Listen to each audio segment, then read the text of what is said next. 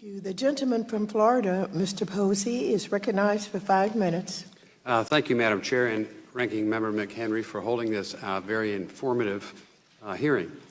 For many of us, Facebook is a reality in our business and our personal lives. I communicate with my constituents as well as my friends through the platform daily.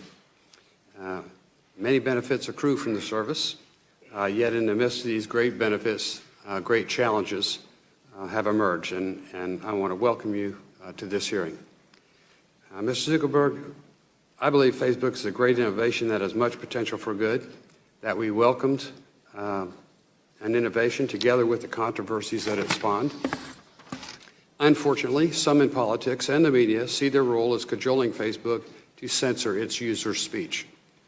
In April, I wrote you that I was disappointed that Facebook would consider restricting free speech rights to communicate the risk associated with vaccinations. I support vaccinations of children and adults, but I also support open and frank communication of the risk of vaccination.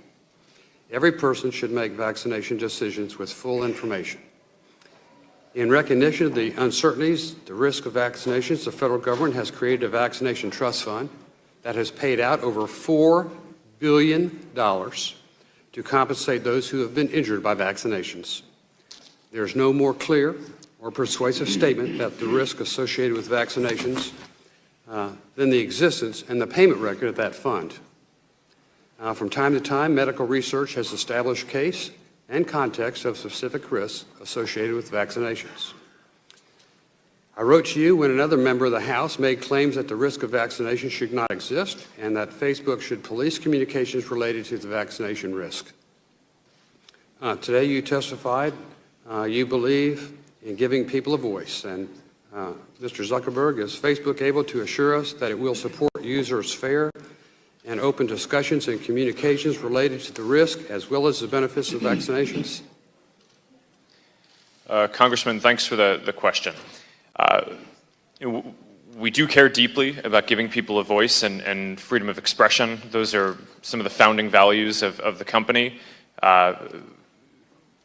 At the same time, we also hear consistently from our community that people want us to stop the spread of misinformation. So what we do is we try to focus on misinformation that has the potential to lead to physical harm or imminent harm. And that can include especially misleading health advice. There was a hoax that was going viral a number of months back that Let's was saying... stick to this subject because our time is very limited. Are you 100% confident that vaccines pose no injury to any person on this planet? Congressman, I don't think it would be possible for anyone to be 100% confident, but my understanding of the scientific consensus is that it is important that people get their vaccines. But you said your platform, you want to, you believe in giving people a voice. Shouldn't somebody have the opportunity to express an opinion different from yours? I mean, over $4 billion has been paid out by the fund.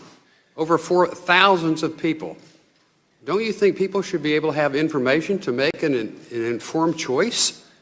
Congressman, I do. And that's why we don't stop people from posting on their page something that's wrong. But if someone wants to post vaccine, anti-vaccination content, or if they want to join a group where people are discussing that content, we don't prevent them from doing that.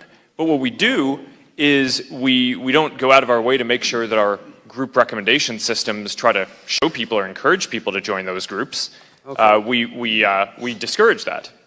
Okay. Well, how do you discourage it? Well, there are a number of different tactics. For example, if someone is typing in into the search results, into the search box, something that might lead to anti-vax content, we don't recommend anti-vax searches to them. If you type in the name of a group exactly, you can get the group. We're not going to hide it. We're not going to prevent you from joining it. But we're not going to recommend or go out of our way to show people content that would encourage people to join those groups. But well, people can share that content if they want. Many of the people harmed by this policy are in fact parents with disabled children, and I don't think we or you should be so quick to turn our backs on them. If you look at the statistics, I think you're making a bad mistake. Time has expired. I yield back. Thank you.